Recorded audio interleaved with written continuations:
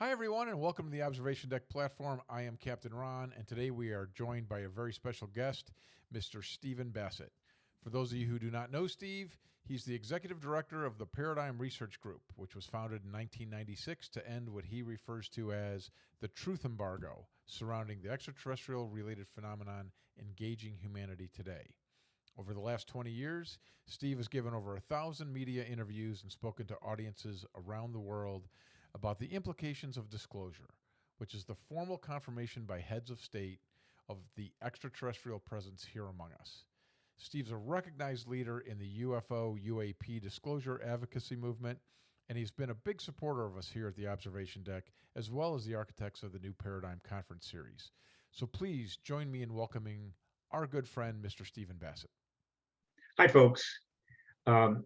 It's NFL Sunday, so I'm going to start off with a football analogy, if you don't mind. For some time now, I feel like someone who's at a home football game, and everybody around them is lamenting and upset, right? Because the team has lost like 12 games in a row, 13 games in a row, and they're all just hanging their head going, we're going to lose, going to lose. And I just sort of turn to them and say, look, we're 26 points ahead and there's only 2 minutes left in the game.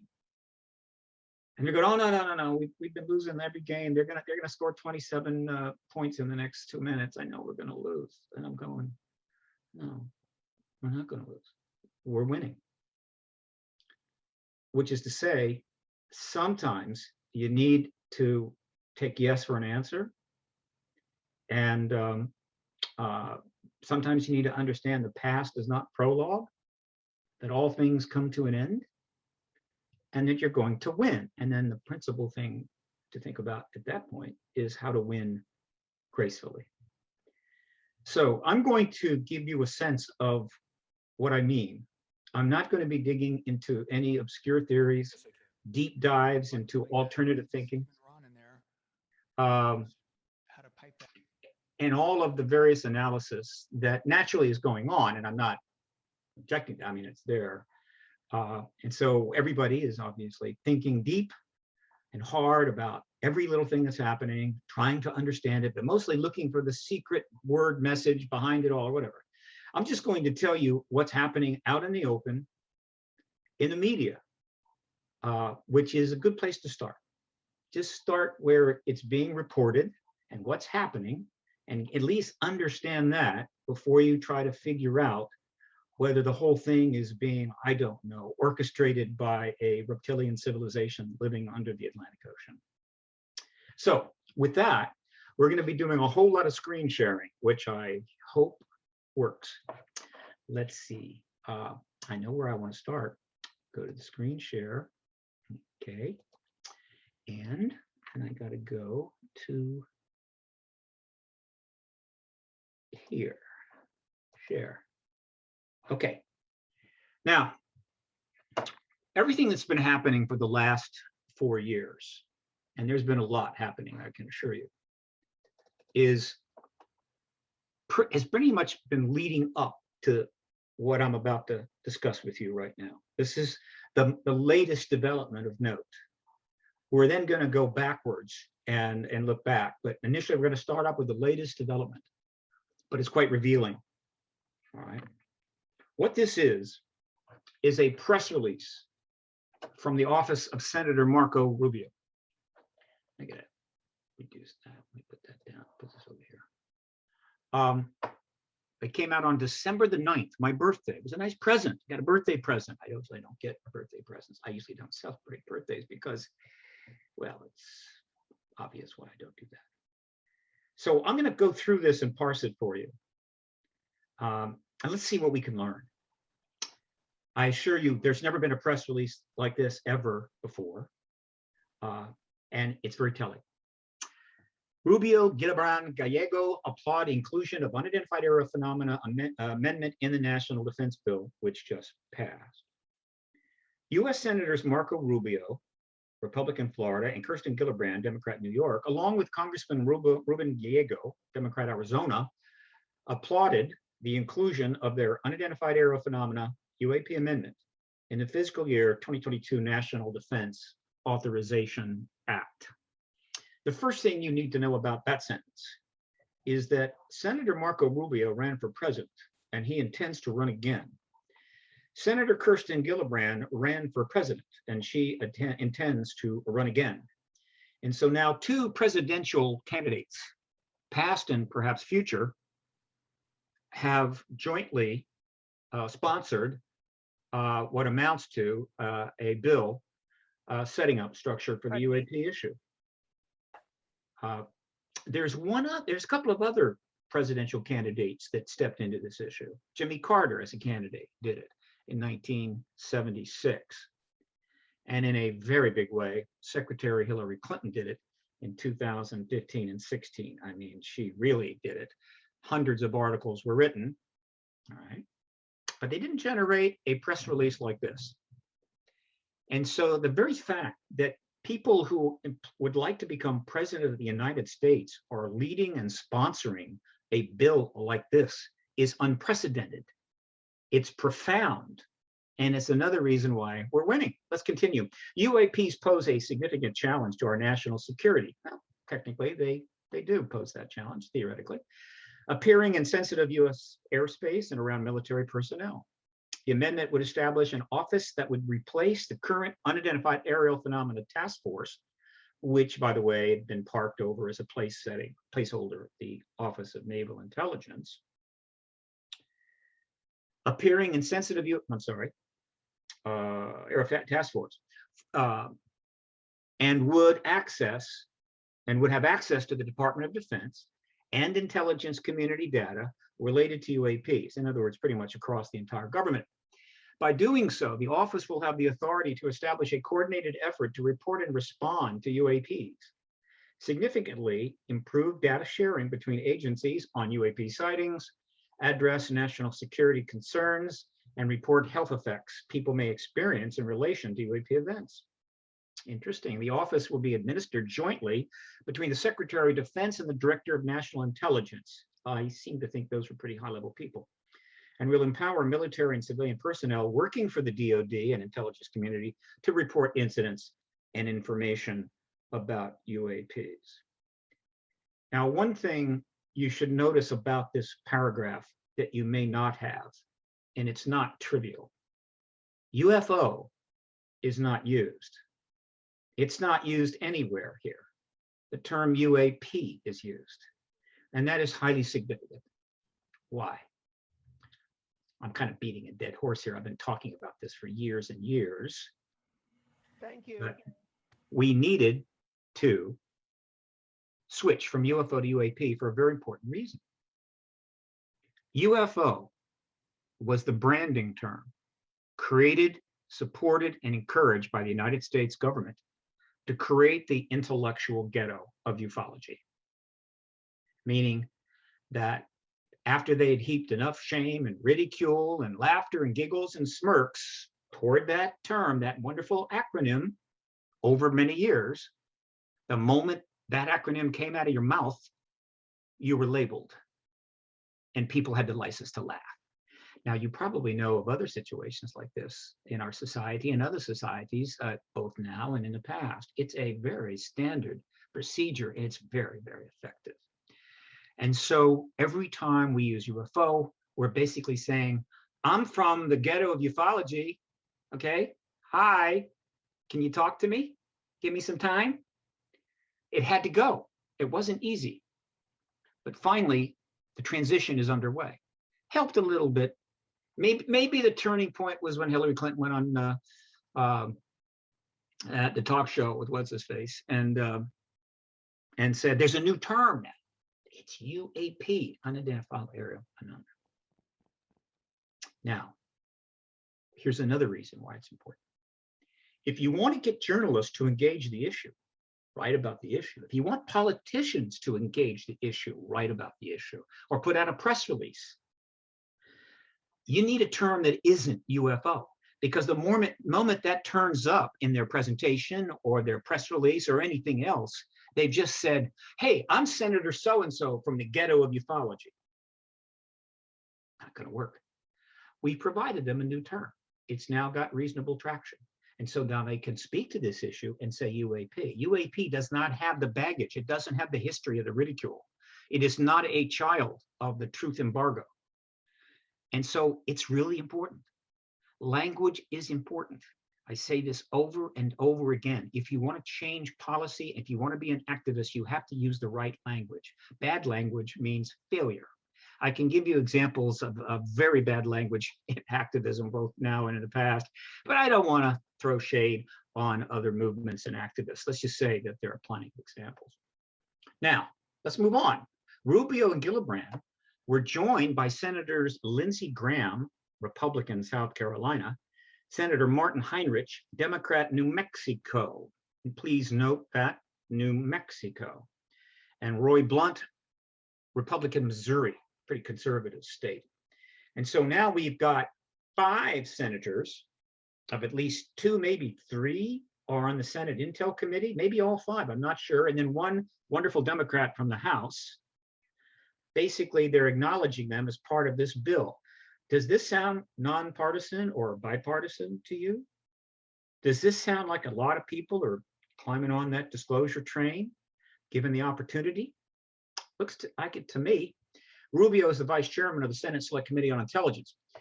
And now I'll read some of his quotes.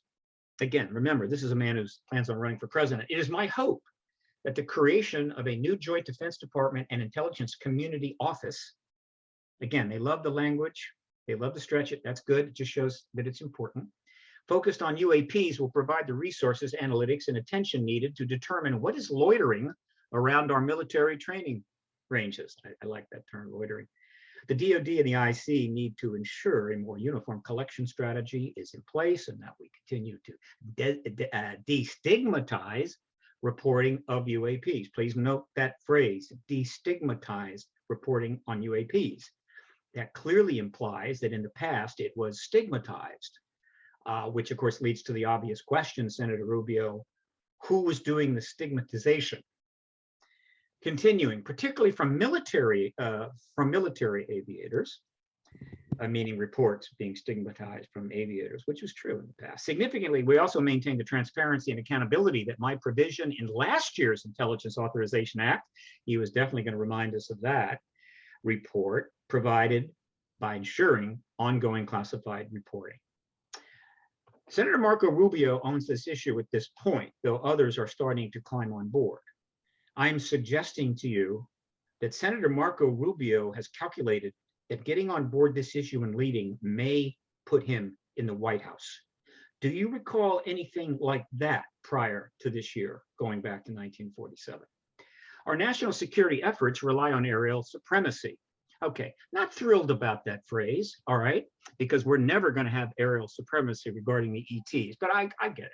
And these phenomena present a challenge to our dominance over the air. This is classic American speak, classic, world superpower speak. I get it. It appeals to a certain group within the political class.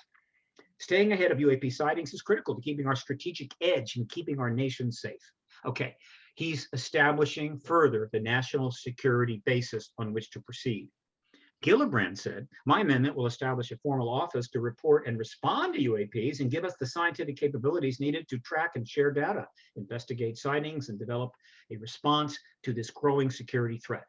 The United States needs a coordinated effort to take control and understand whether these aerial phenomena belong to a foreign government or something else altogether. Note that phrase, okay? Very important. I am proud to have worked alongside Congressman Gallego, a fellow Democrat, to include this amendment that will help remove the stigma surrounding UAPs, protect our nation, and keep those who serve safe. If you understand how bills are made, a bill is in the House, a bill is in the Senate, and then there's a reconciliation of those bills. Gillibrand put the language into the Senate bill. Gallego put the language into the House bill. That was eventually reconciled, and the final bill was passed. So in a sense, they're all part of creating the bill. At this point, Diego is only the only person in the House that has been directly involved in creating language for legislation. Continuing, protecting our national security interests means knowing who and what are flying in U.S. airspace. Apparently, they don't know. Right now, our system of tracking and identifying UAPs. Point of order here, I'm doing what I can in this regard. I'm using social media I may take sterner measures, but I would like to point out that unidentified aerial phenomena is already plural. It does not even need an S, okay? It's not unidentified aerial phenomena. And so the S is going to have to go. And that's because we want to be crisp, we want to be clean, we want to be professional here. And so I'm going to do what I can to get rid of that S, I promise you. Is scattered throughout the Department of Defense and other departments and agencies of federal government. I actually was tipped off early that a full working group is going to be set up at the DoD. Based on briefings I've received as chairman of the House Intelligence and Special Operations Subcommittee. Okay, so you've got Gillibrand, who's a chairman of a subcommittee. You've got Rubio, who was the former chairman of the Intel Committee, now ranking member or co-chair, as they like to say. In other words, we got the creme de la creme here supporting this legislation.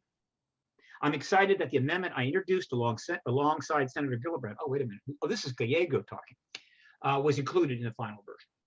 As established in the NDAA, the UAP office would be given the task of providing a full spectrum of intelligence, scientific, and technical assessments relating to UAP. And it lists the various number of things I think some of you have already seen. So there you go.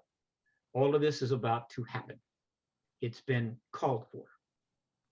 Now, I want to point out something that cannot be overstated or stated too often.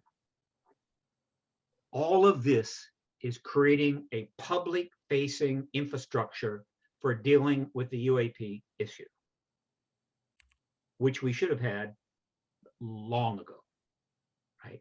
At this level, with this much support, but of course, we didn't. Why do I say public-facing?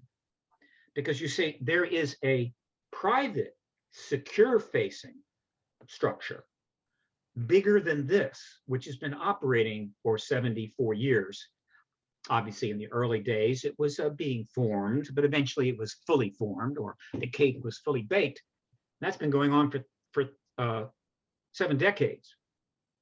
So the obvious question is, if we already have a full infrastructure dealing with this issue, investigating this issue, recording and studying this issue, including bodies, including technology, yada, yada, yada, why don't they just pull that up and say, wow, here's the structure, we've already had it, it's all set to go? Because that would end the truth embargo. And that is not the DoD's job. It is the president's job to do that. And so they have to create this public-facing structure, not only to show that they're cooperating, that they're doing the right thing, and to garner public support and appreciation, but to cover their ass, because eventually it's going to be clear to everyone, oh yeah, they've been doing it all this time. And that was basically not a ruse, but a process, a maneuver to accomplish certain things it needed to be accomplished. I get that. Or to put it another way, all of this that you're seeing and reading, everything you're going to see today, is essentially part of I can never find just the right word. It's not a play. It is a orchestrated endeavor, which I have ultimately come to call a public relations-driven extrication project. Now, what the hell do I mean by that? Let me tell you something that you probably don't know. In the mid-1990s, the Department of Defense provided several millions of dollars to the best known, most powerful public relations firm in Washington, D.C., Hill & Knowlton, to do an extensive analysis and game playing of how the Department of Defense, or how the government in general, would go about presenting the truth about this issue to the American people. What to do if that truth was presented from some other direction, like another country, how to deal with the ultimate announcement itself, and how to deal with the implications and what would follow a disclosure event. That report was delivered to the Department of Defense a few years later, which is to say that they've been sitting on it for 20 years. And it looks as if they're now getting a chance to use some of that report. If any of you are shocked by this, don't be. If you think that the United States government hasn't been preparing for Disclosure Day for many decades, well, you're just underestimating our government. It's filled with very smart people committed to our country and our national security. They have really good computers, the finest of supercomputers in the world, which are made in China, but they've got them, okay? And so they can do a lot of things that I can't do. In fact, nobody in this field can do, you can't do. And that includes game playing complex scenarios years, if not decades in advance. They are not being caught off guard here. They may have been slightly caught off guard by the launch of the TTSA, and that's another story. Okay, so that is the most recent event. It is profoundly significant. Now let's go back and look at some of the things that led up to it. And I'm going to take you back now to, I'm going to move this over, June 17th, 2020. And this is, in 2021, the Intelligence Authorization Act, in which Marco Rubio made his move and put in the various language. Let me see if I can get the section up right away. There it is. It was in the comment section, not within the enumerated sections, which gave it a slightly different tact, I guess you could say. It wasn't kind of a legal demand, but it was a, how would you say, a strong request. And it was under advanced aerial threats. And as you can see, the word unidentified was in there quite a bit. I do not believe UFO is in there at all. And just quickly, the committee supports the efforts of the Unidentified Ariel Phenomena Task Force. Again, this was the place setting that they put over at the UNI, of the ONI. It's off to the side. I don't think it had maybe one person in the office, maybe a couple of desks and an iPhone. But it was a placeholder, something to point to, and that's what he's doing. He's pointing to it. As you know, we now have shifted that where it had to be, which is in the Department of Defense. To standardize collection reporting of aerial phenomena, any links they have to adversarial foreign governments and the threat they pose to U.S. military assets and installations. However, the committee remains concerned that there is no unified, comprehensive process within the federal government. Of course, there is, but they can't say that. And by the way, do you think Marco Rubio knows there's an ET presence? 99.9% certain. Put your money down on that. Take whatever odds you can get. Aerial phenomena, despite the potential threat. The committee understands that the relevant intelligence may be sensitive. Nevertheless, the committee finds that the information sharing and coordination across the intelligence community has been inconsistent, and so forth. And he goes on down a ways talking about this and that. But the most important thing that is in this language, in this particular bill, which was made known in July of 2021, meaning it's going back to the beginning here. The Department of Defense, June rather, knew as early as June of 2020 that the chairman of the Intel Committee was requesting a report to come back from the government, not meaning the Department of Defense. And they were given 180 days from the signing of the bill, very generous. The bill didn't get signed until December, so the deadline was actually June 25. In other words, a year from the point at which the Department of Defense knew what they were going to have to do. So plenty of time to decide how to handle this, okay? But there was a political brilliance to this maneuver by Rubio. He might have remained the chair of the Intel Committee. I'm sure he would have liked that. But even if he wasn't going to be the chair of the committee, meaning there was going to be an administration change, or rather a change in the Senate, he put the report into the next administration. He put it all the way in to 2021, all right? So that the political election was over, things were settling down, and it could be addressed. But he did something else that was genius. First of all, he requested a public report, which is unusual, not really appropriate, and a classified report. Why isn't it appropriate? The Department of Defense does not want to issue public reports on UAPs or anything related to them or ETs or anything else. It's all classified. It's not their business. It's the business of the executive branch and possibly the congressional branch in terms of hearings to do that, but no, they don't want to issue. They issue classified reports to the Congress, and then Congress decides what we should know. But he said, no, we want a public report. Okay. And guess what? If you want to get a lot of press coverage, put a date when the Department of Defense has got to provide information about the UAPs to the American people. That'll get their attention. As a result, hundreds of articles were written from then all the way up to the reports being issued in June 25th of 2021. And a lot of it mentioned Marco Rubio. A lot of attention, a lot of press coverage. Brilliant. But as you know, the June 25 report was 7 pages of acronyms and military speak. It had some interesting points in it, but it wasn't a big deal. Everybody was disappointed because not everybody understands how the government works.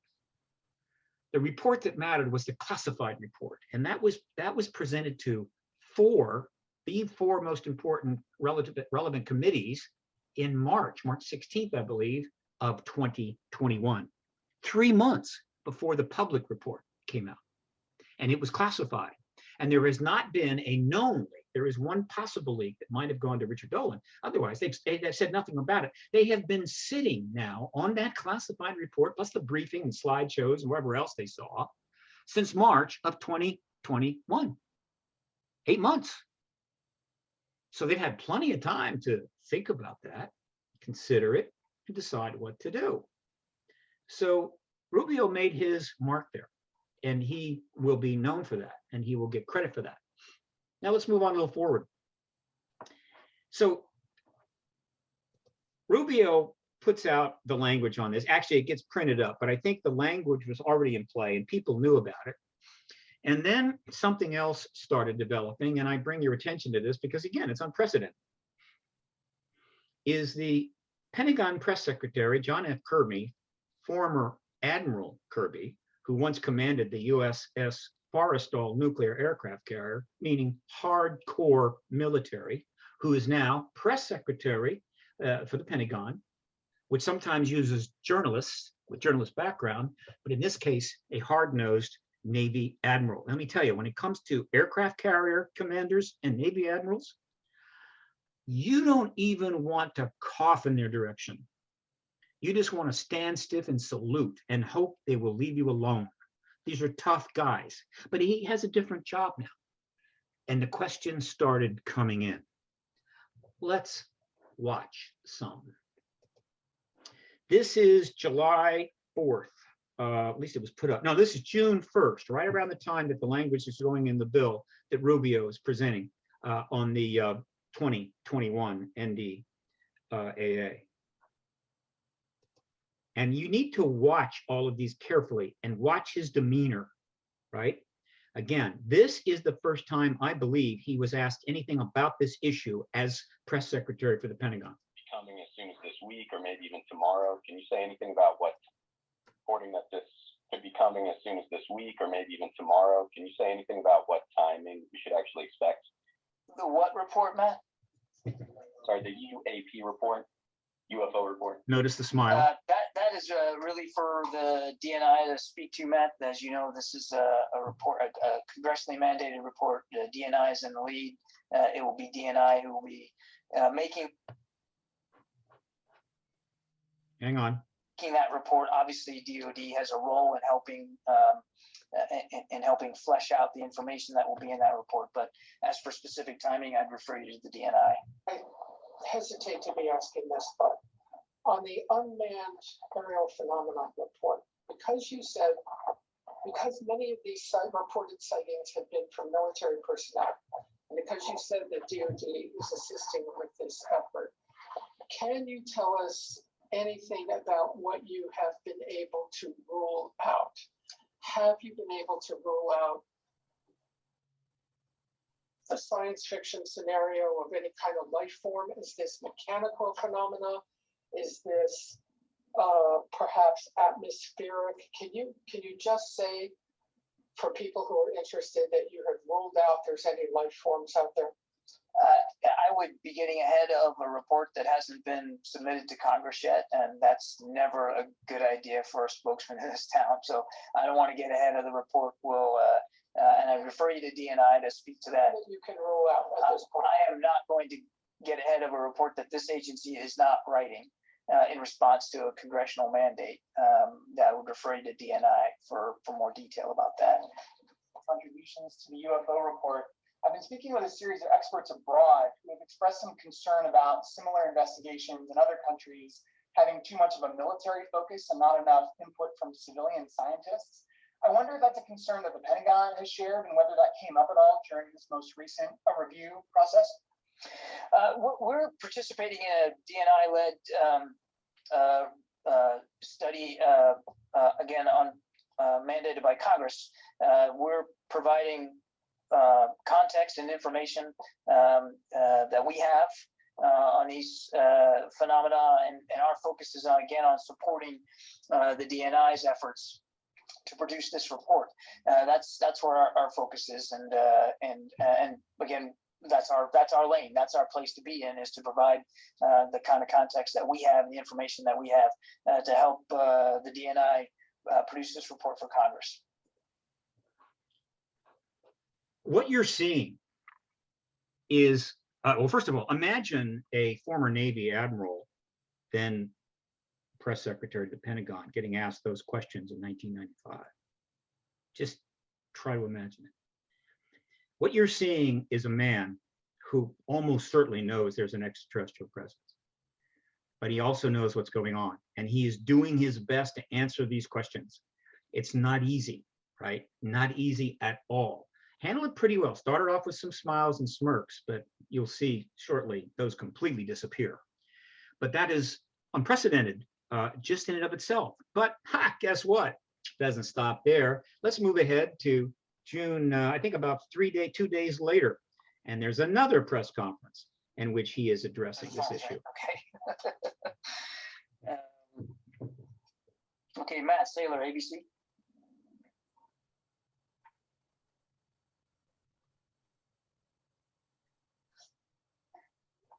Hi, John. Thanks for doing this. Yes, sir. A quick question on the coming UAP reports.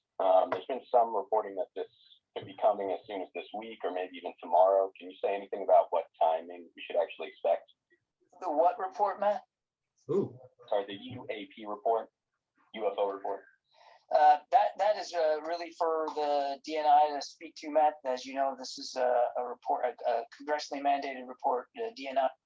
Duplicate, sorry. Next one. This is June 8th.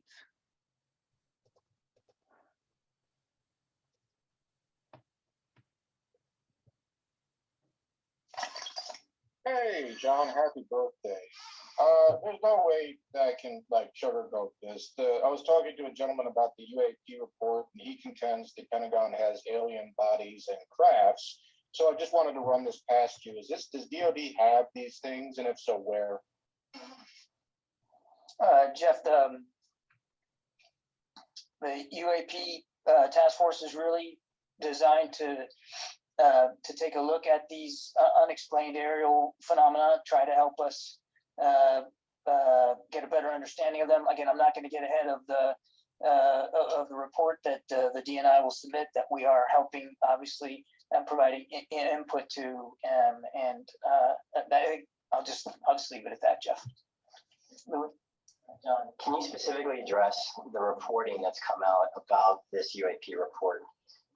The reporting that these UAPs don't appear to be alien spacecraft, that there's not enough information to actually address what exactly they are, and that they're not a U.S. secret black program.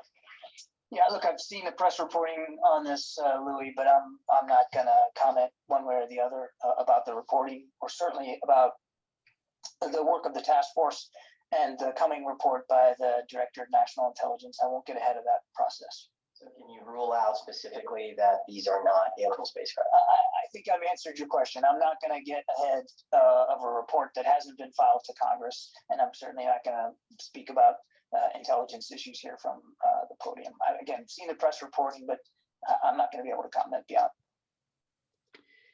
You may note here that by putting a date on that report, which is what Rubio did, he provided cover for the Department of Defense for months, because they could always say, look, until the report comes out, we don't want to get ahead of it, and so forth and so forth. Brilliant, right? It gave them time to make their plans and so forth and be able to deflect questions like that. But you didn't see any giggles, you didn't see any laughs or smirks. He was asked about alien bodies. This is the journalists in Washington doing their job. Given the opportunity, they will do their job. But the truth embargo was extremely effective. One more. This is, I think, in July now, about another 30 days later. His demeanor gets increasingly serious. And again, but he still has to struggle with these answers. Very often been briefed on this report that's required by Congress. And also, just more broadly, does Secretary Austin see this, what apparently is an increasing number of reported incidents, as a safety report for the military in terms of pilot training and so forth, as well as a national security threat? He has received a briefing on the work that the task force has thus far conducted. The report is, he just confirmed that the Secretary of Defense received a briefing on the task force. is being crafted and will be delivered by the Director of National Intelligence, but he has received a briefing on the work thus far. And as we said before, we take all incursions into our operating spaces seriously. So, I mean, like everybody else here at the Defense Department, certainly we are taking the entire matter seriously, as it regarding the potential for safety concerns. In other words, regardless of what the explanation may be, or if there is none of what they are, there are incidents in which pilots are seeing things that are close enough that it could be a safety, or it is a safety problem. It could potentially involve safety and or national security concerns. Absolutely. Hey, John, happy birthday. There's no way that I can show. Okay, let's move on. All right, let me get this out of there. Thank you. So now, what do we got here? Finally, on June 25, the Intelligence Assessment Public Report is issued. All right. And it's issued from the Office of the Director of National Intelligence. And I think most of you are familiar with it.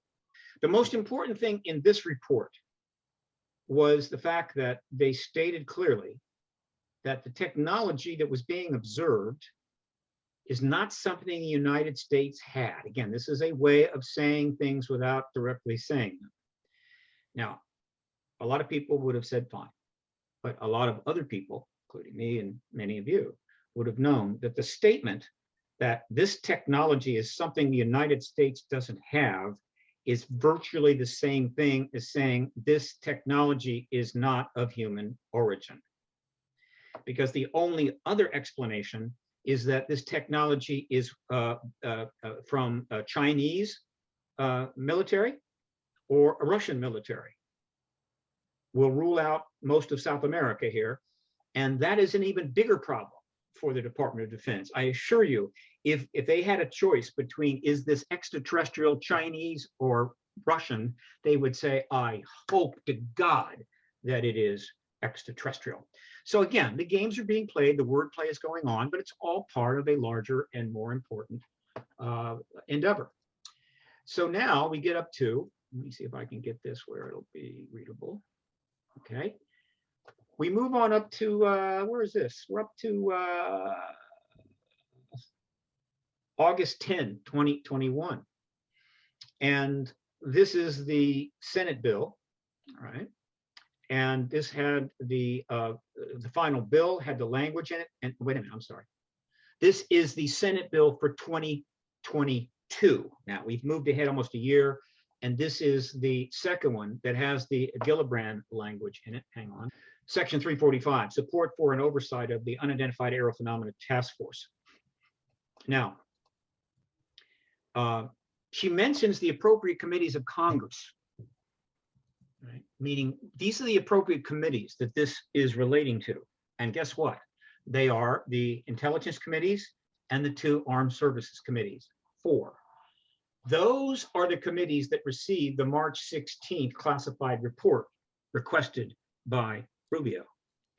And the members of these committees were the principal focus of Christopher Mellon when he was going up on the Hill to, quote, brief members of Congress. I believe that in some cases he briefed them in more than one, like group of 2 or 3 or 4 or 5. How many? Could be anywhere from 20 to 40. He often took witnesses with him.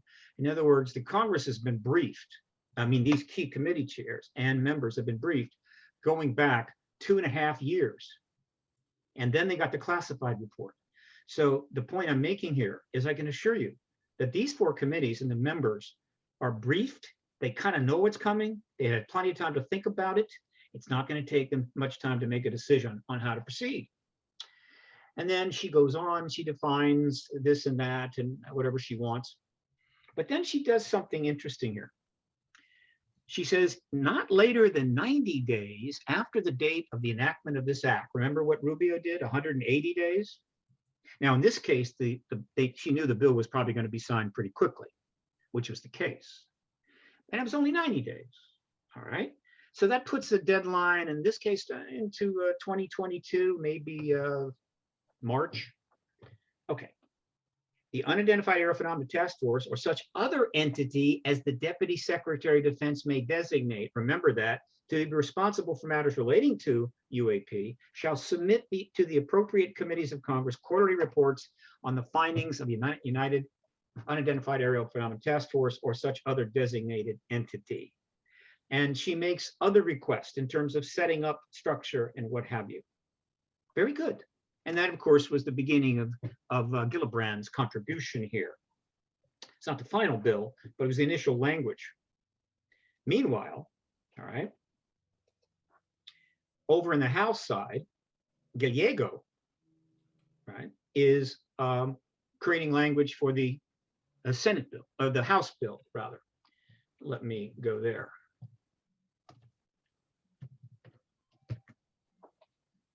Okay. Right. So this is the section put into the House bill, section 143. That's not it. One moment. Go a little further. Okay. Reports on exercise. No, that's not it either. Got to go further down. Unidentified is all over this thing, but it's not just in our section. Okay. Okay. It's all the way down. That's not it. Boy. Oh, wait a minute. Oh, God, that's no good. Forget it. I'll do this. These are big bills. Okay. All right.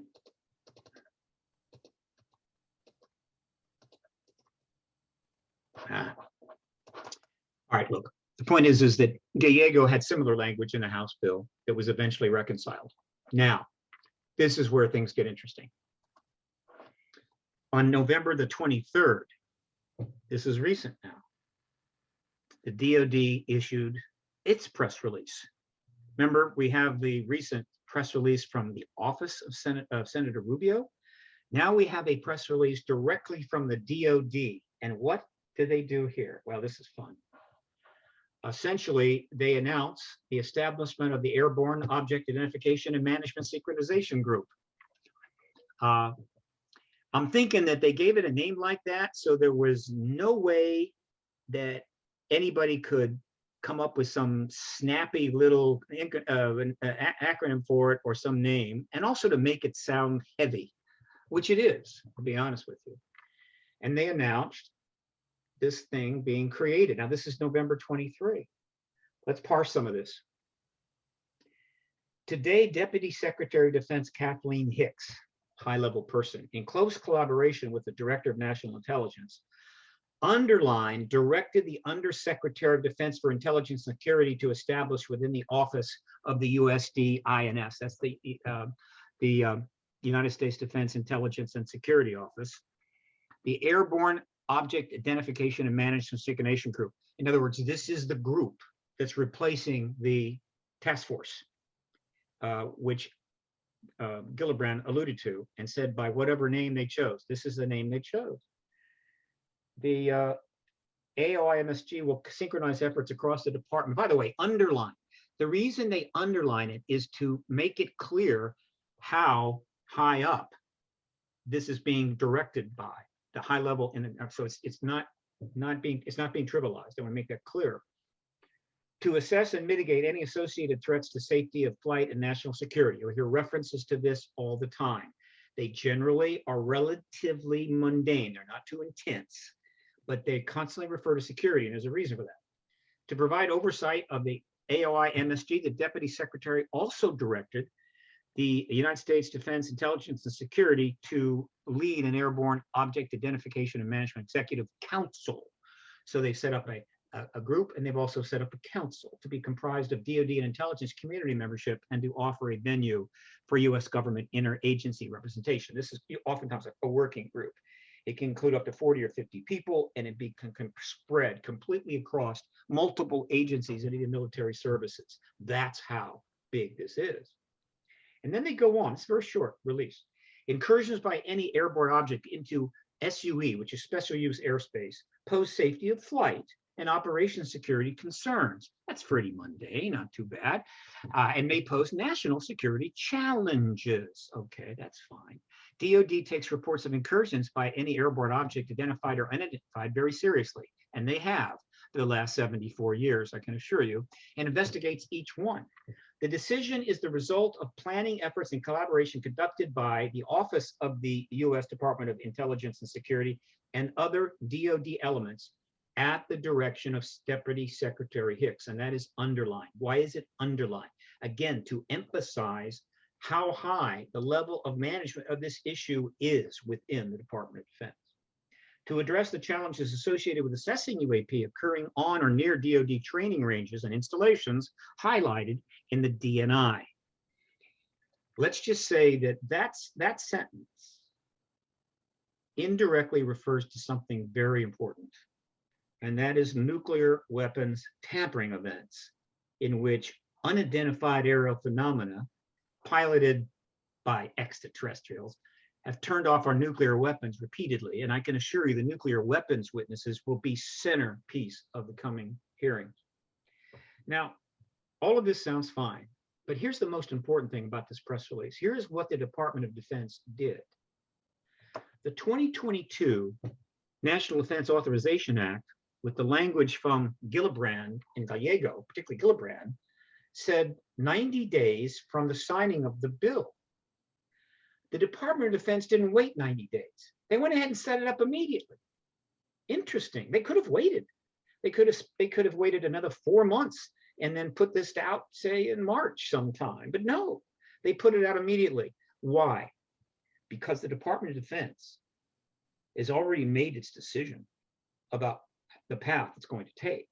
It's going to support this process. It's going to support the hearings, and it is going to support disclosure. And by doing this, it's showing goodwill. It's moving the process along. It's satisfying, obviously, the Senate Intel Committee, and it's satisfying you. This is great politics, and it's very smart.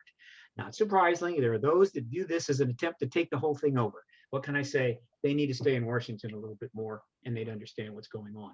All right, hang on a second. Let me bring this down. What else we got here? Okay, then we move on to another interview with John Kirby. Now, this is all the way November of 2021. Now, things are getting a little intense, and you can kind of see that he's struggling a little bit more, because the more that gets out there, the more difficult it is for Admiral Kirby to maneuver around the questions without getting into hot water or creating a problem for the process. Let's see what we got.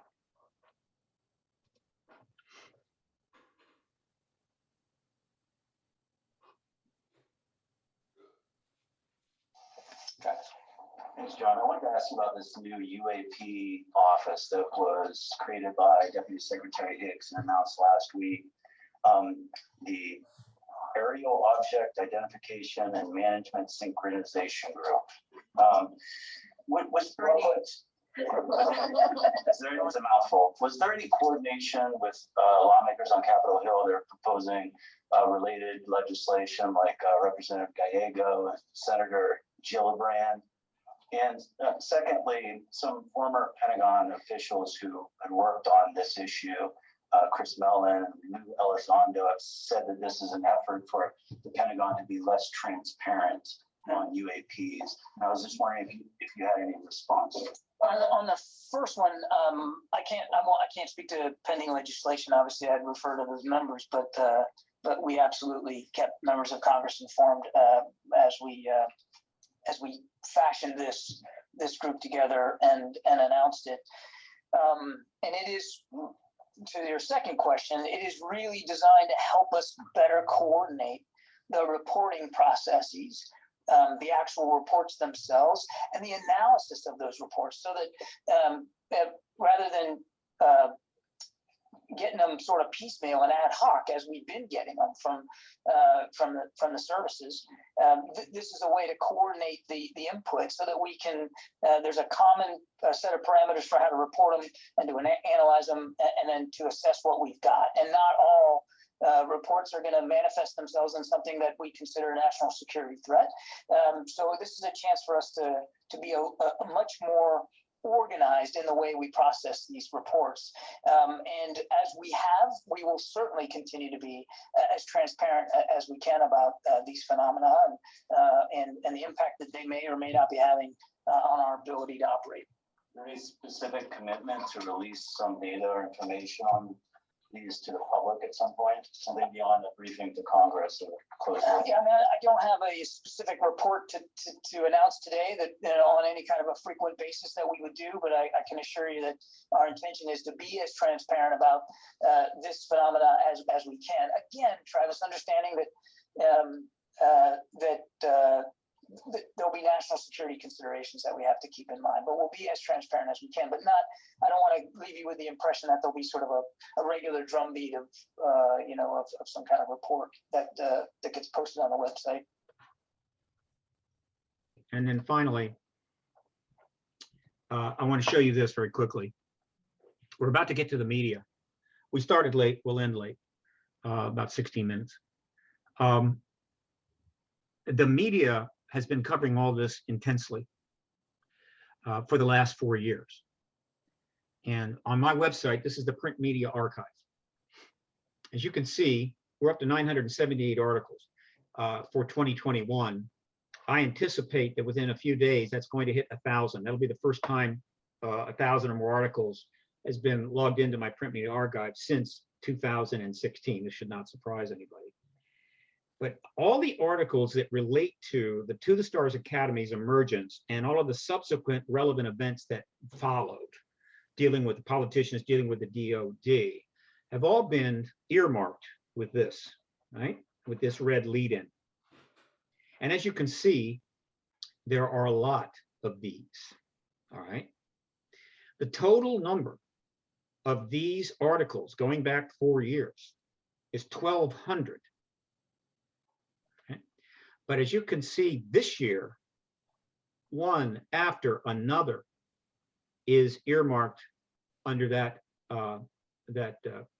section, meaning TTSA, subsequent political DOD events, a very substantial number of these articles. And as we get, as you can see, as we get closer back up here to the present, they intensify even more. Overall, there's been over 1,200. On the report, there is a section in 2020 that is not earmarked in red, but it's another 200 articles that are earmarked in green. What are they about? These are articles specifically about I'm sorry, got that wrong. Let me back up. These are articles that are about specifically just the report, all right? So what I mean by that is you had that June 25 report, and these articles started appearing about that, and they are in green. And you can see very soon there are a lot of them, right? A couple of hundred articles about just the report on top of the ones in red. These could have been green, could have been red as well, but I wanted to identify them as specifically about that task force report. Okay, the coverage of this issue today is the greatest that it's ever been since Roswell, or ever for that matter. It is beyond intense. It is almost overwhelming. There are journalists dropping into this from all the major papers. In addition, there are high-end journalism is developing independent of the mainstream that is also jumping into this. The number of actual total articles being created is far beyond anything I could log in, but I tend to focus on the mainstream papers. Okay, now, let's go a little bit further into the media. What I'm going to do now is, what was the media doing? And I'm going to focus on the two major papers in the United States.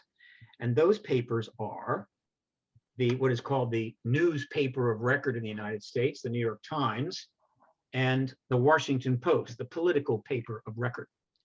And we'll start back in April 9. They are not alone. UFO reports surge in the pandemic. May 13, even if you think discussing aliens is ridiculous, just hear me out, by very noted writer Ezra Klein. May 21, Harry Reid, What We Believe About UFOs. UAP hadn't quite crossed over yet, but it was almost there, written by Harry Reid, former Senate Majority Leader. And then we have June 3rd, why are we all talking about UFOs right now? And that was by Jennifer Jett. And then we have E.T. Phone Home by Maureen Dowd. That was on June 5. This is notable. Maureen Dowd has only written one other column about this issue.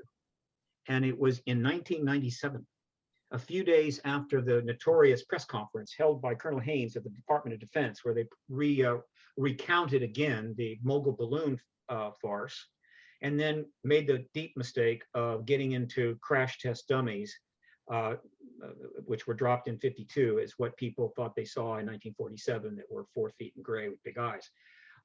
And she wrote a column, I think 2 days later, basically saying the whole thing was bullshit, which was kind of cool. But then she never wrote anything after that. But she just did this. Bless her heart. Like to see Maureen Dowd do more columns like this. Let's go on. What happens next?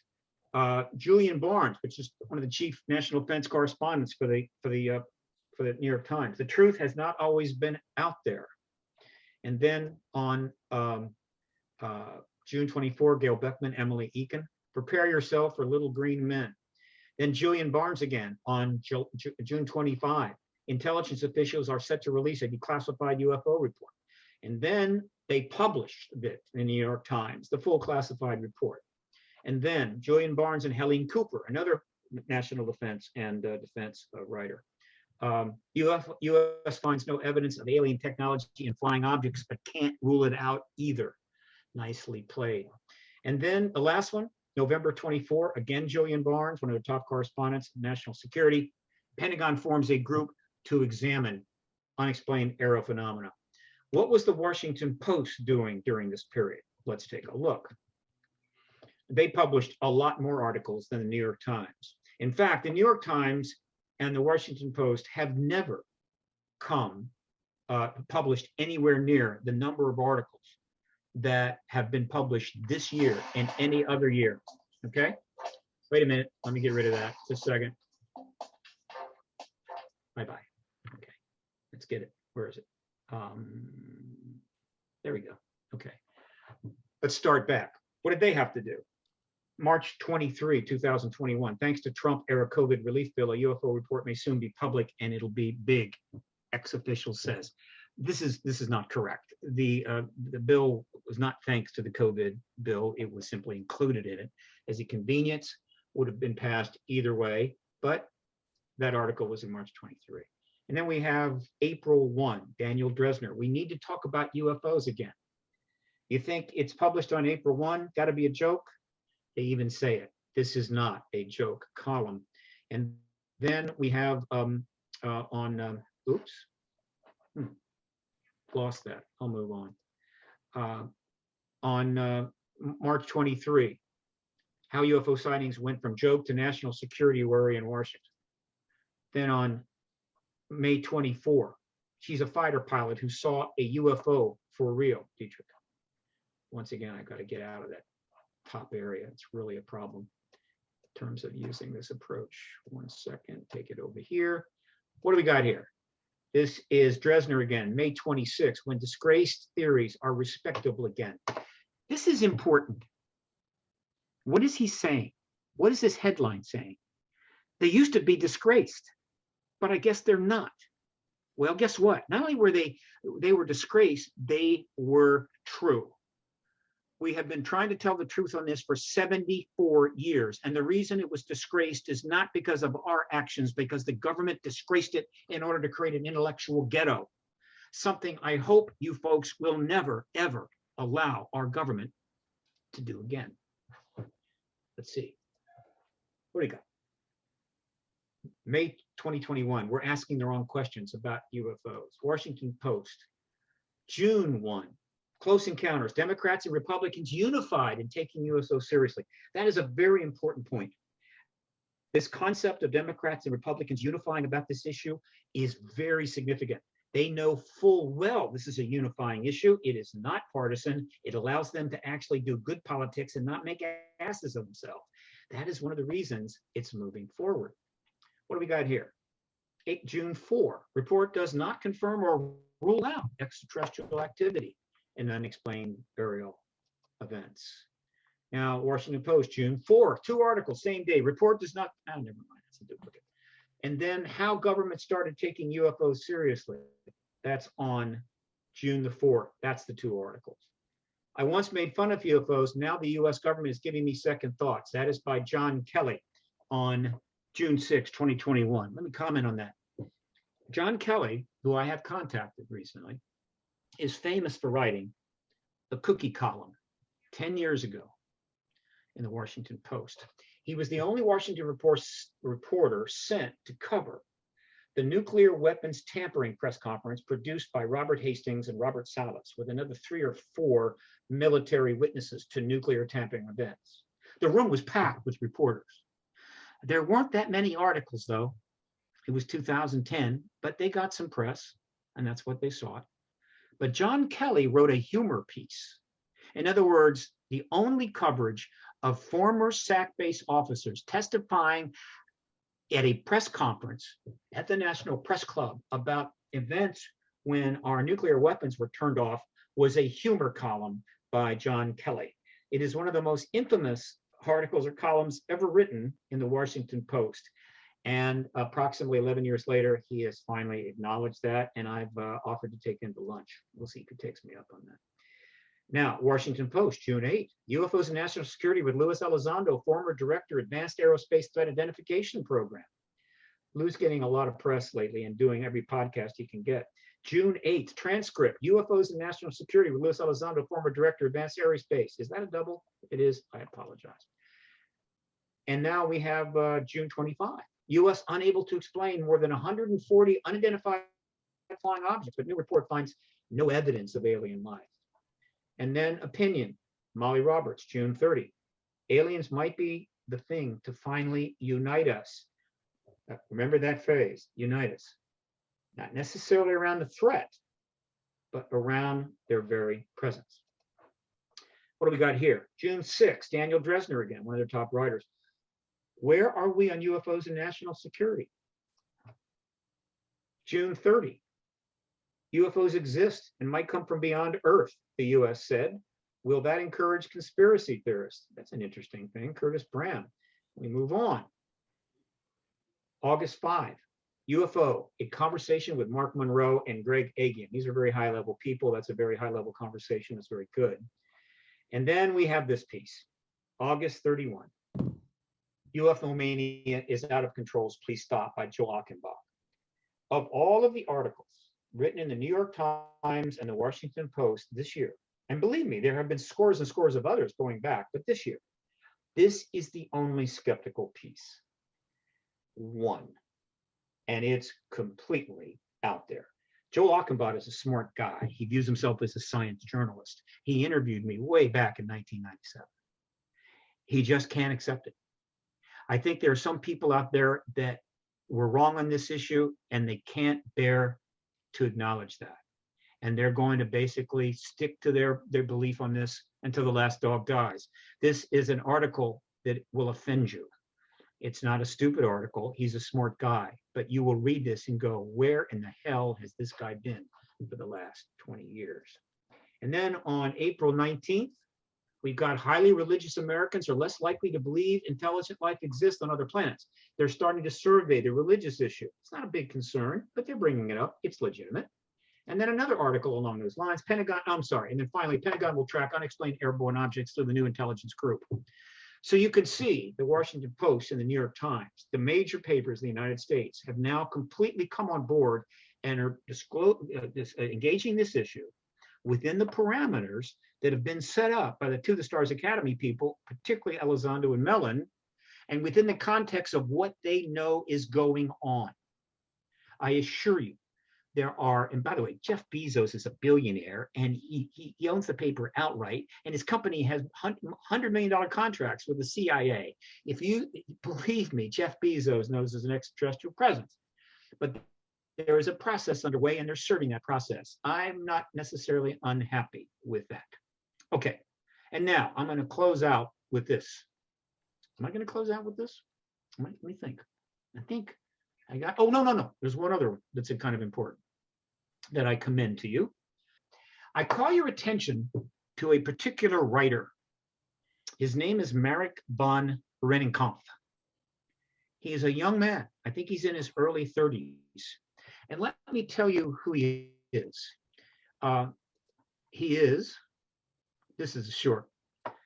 He served as an analyst with the U.S. Department of State's Bureau of International Security and Non-Proliferation, as well as an Obama administration appointee at the U.S. Department of Defense.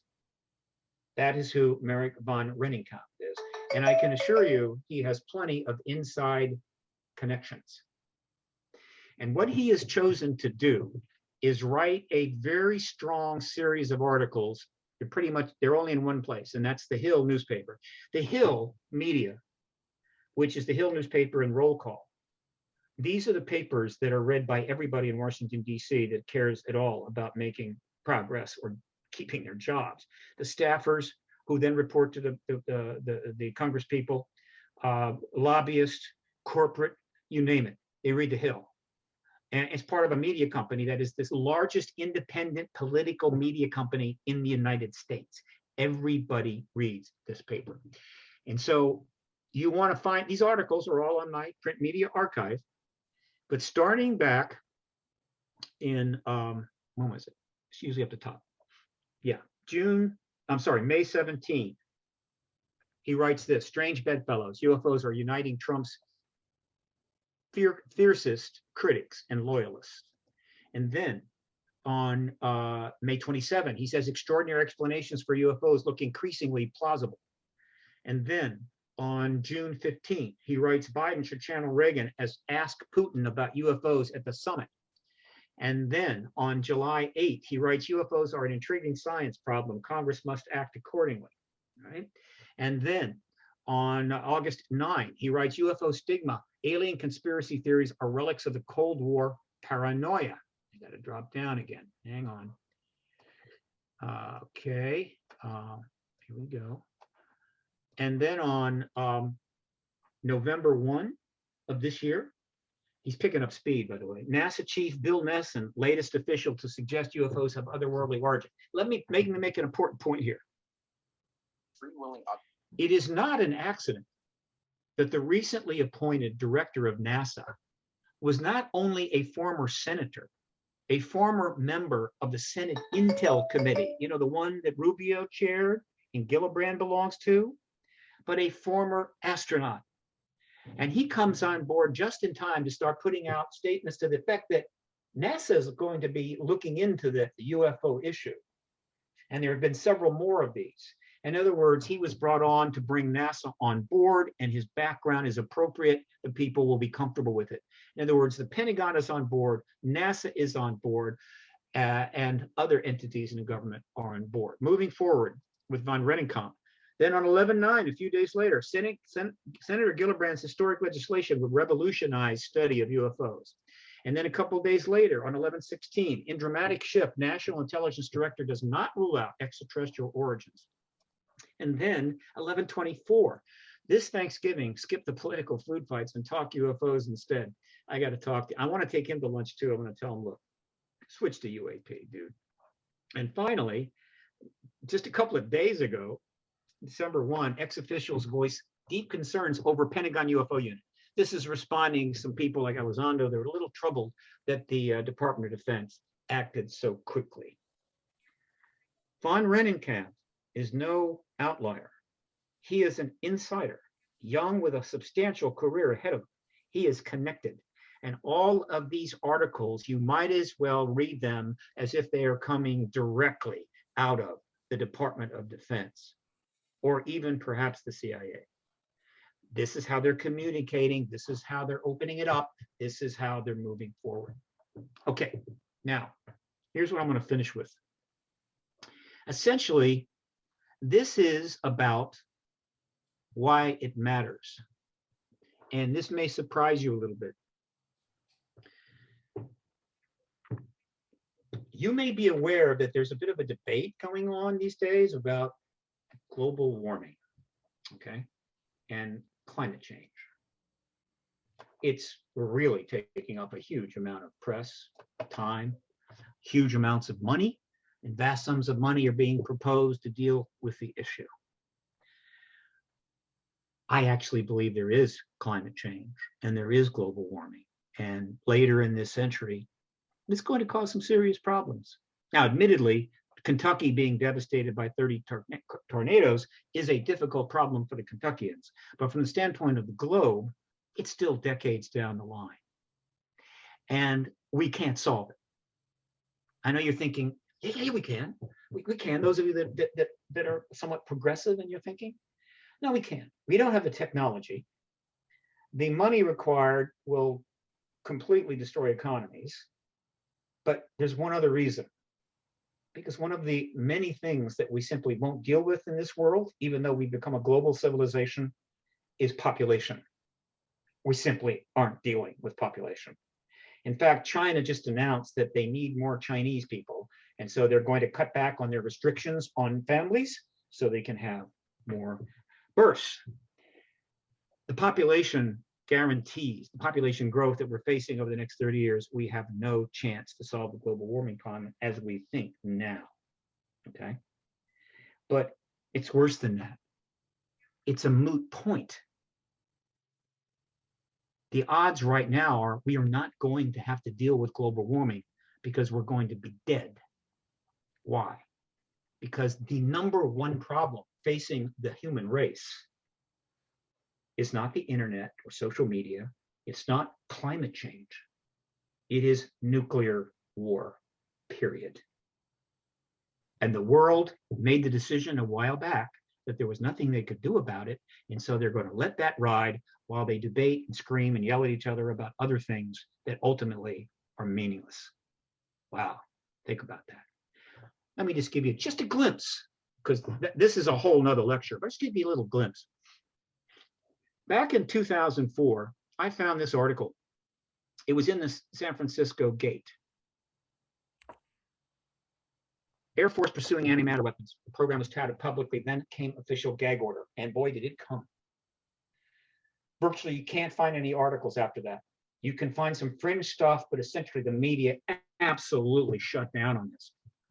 The US Air Force is quietly spending millions of dollars investigating ways to use radical power source, antimatter, the eerie matter of ordinary matter in future weapons, the most powerful potential energy source presently thought to be available to humanity or pretty much anybody else. And then silence. Now, I don't know if any of you saw Angels and Demons, the movie made from Dan Brown's book, but it was about antimatter. And for those of you that didn't take much physics, it's really very simple. When we exploded the bomb on Hiroshima, the amount of matter that was converted to energy was less than the matter in a dime. In fact, it was a fraction of the matter in a single dime. It was grams. Antimatter, when it comes into contact with matter, completely converts to energy, meaning it's thousands, magnitudes more powerful than the standard nuclear weapon technology. If you had a bowling ball of regular matter and you connected it to a bowling ball of antimatter and you did it in New York, it would destroy all of New York, New England, a good deal of the South, and go inland probably 500 miles. It's the most dangerous thing you could research in the world, and the Air Force has been researching it well before 2004. God knows how many millions they've spent, and you don't know anything about it because that's one of those other things you don't have a need to know. Antimatter weapons is ball game. Let's hope that they're failing miserably. What they'll probably have is an accident. It will blow up a sizable portion of the state, and the people will say, that's enough. Let's shut that program down. But don't count on it. That was 2004. That was 17 years ago. Recently, China announced that they're testing and launching hypersonic nuke weapons. That was startling at first until they found out the total picture. What we finally learned is the Chinese launched a hypersonic missile that then launched another missile while traveling 3,000 miles an hour. And our government acknowledged that we don't have that technology. Hypersonic missiles like that could hit so fast, absolutely cannot be stopped. You'd barely have time to write a note to your spouse. And of course, this recent article, what can I say? Map reveals where World War III could break out. 2021, as experts warn, another big frontier of warfare. How about this one? Come on. Boop. Oh, come on. I hate this. Bingo. Space news. U.S. generals planning for a space war they see as all but inevitable. Wow. You know, you think that would maybe become an article or a big thing on CNN or something? No. Just mentioning that. Just inevitable space war. Don't worry about it. How about this? See what that is? It's really cool, actually. This is a actual animated map of all the satellites around the Earth right now. There are 7,000, of which 3,500 are active and 3,500 are dead. In addition to that, there's 30-some thousand pieces of debris that's at least 10 millimeters or larger. Or is it 10 centimeters, I think. And then there's a couple of hundred millions of very small pieces going down to a millimeter. All of them are traveling at least 17,000 miles an hour. Any one of them passes through you, you're going to have a bad day. We polluted space. There it is, right? I can even make it move. Check this out, right? I think I can make it move. Can I make it move? Yeah, I can make it move. There it goes. Now we're putting up even more satellites. Why is this important? Well, aside from the fact that space has been completely polluted and eventually people are going to start getting killed out there, is because, you see, we don't have the ability to know if a nuclear weapon is in orbit. Now, wait a minute, you're saying? We've heard that there are no nukes in space. Yeah, sure, you've heard that. But we can't tell. Why? Simple. Because the way that we are able to surveil rocket launches for our national security is by trajectory. And so when a missile is launched from North Korea or anywhere else, we know almost immediately the trajectory of that missile, and it's going to be suborbital. However, when any country launches a satellite into orbit, well, that is a trajectory to go into orbit. And so we don't suddenly raise DEFCON, raise the DEFCON level. It's a satellite. It's going into orbit. North Korea has put some satellites into orbit. And so if that satellite happens to contain a nuclear weapon, we don't know it. Do we have the ability to detect radiation from a nuclear weapon in orbit? No. What does that mean? It means that we could have nuclear weapons in orbit right now. Do we? No, don't know. How bad is that? It's unbelievably bad. Nuclear weapons in orbit means EMF events. And that means a weapon above a country of size goes off. It has an electromagnetic effect, which has the potential to virtually shut down the entire electricity systems within that country. Recently, one of our former CIA directors said that if such a weapon were exploded over the United States, a third of the population would be dead within 12 months. Have you heard anybody talking about this lately? Have you heard any politicians bringing it up at their campaign debates or campaign presentations? Have you seen any articles about it? Is it being covered by MSNBC, CNN, Fox? Is it being talked about by anybody? No. We've just pushed it aside. Can't do anything about it. Hey, nuclear war happens, it happens. Let's fight each other forever over global warming and drive each other crazy about when the water is going to seep up on the coast of Florida. But let's don't do anything about the nuclear weapons issue. Let's don't do anything about arms limitation. This is the most dangerous thing in the world. How dangerous? Just a couple of months ago, the Bulletin of Atomic Scientists, and you can go to the site, thebulletin.org, it's got a 2-hour video explaining why they just moved the clock to 100 seconds to midnight, the closest it's ever been, and they give all the reasons for that. We are almost certain to have a nuclear war within the next dozen years, give or take, unless significant developments take place, because what we're doing right now almost guarantees it's going to happen. It is a dereliction of responsibility by the collective human race without parallel. It's unbelievable. And so when the missiles fly and people are seeing them fly in the sky heading toward the next city, they'll probably forget about global warming and wonder if they can live another 48 hours. So this issue about this being the most important issue in the world today, the biggest threat, not ETs, not global warming, is important for another reason. It has a direct connection to the extraterrestrial presence. There is an extraordinary and profound link between our nuclear weapons, the threat they pose to us, the threat they pose to ETs, and the actions of extraterrestrials and the disclosure process.